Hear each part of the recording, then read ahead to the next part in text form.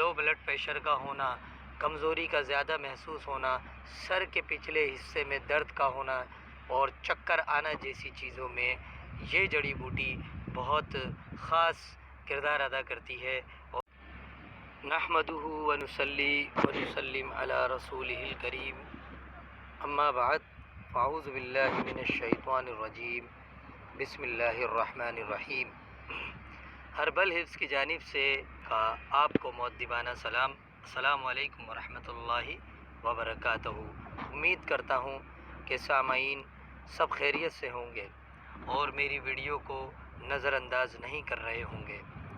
تو ناظرین، آج ہم جس جڑی بوٹی کا آپ سے تعارف کرا رہے ہیں اسے بہو پھلی کلا کہتے ہیں، یعنی منڈیری کلا کہتے ہیں۔ اس سے قبل بھی ہم نے بہو پھلی کی ایک خاص قسم آپ کو دکھائی، لیکن یہ قسم سب سے زود اثر ہے۔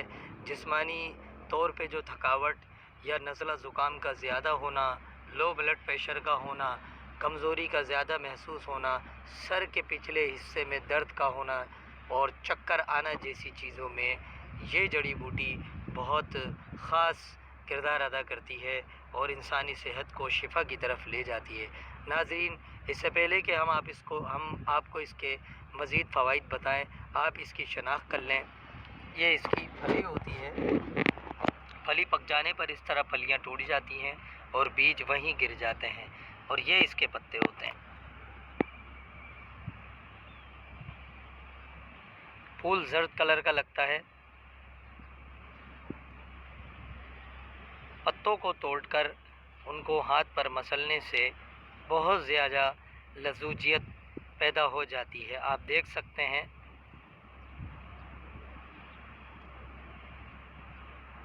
ناظرین، یہ تھی شناخت بہو پھلی کلا کی۔ تو میں آپ کو اس کے مزید فوائد بتا دوں۔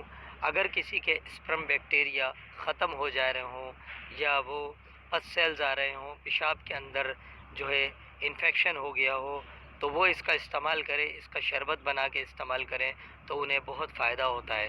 جو حضرات شربت بنا کے استعمال نہ کر سکتے ہوں، انہیں چاہیے کہ ہم وزن مصری کے ساتھ ان کا استعمال کریں۔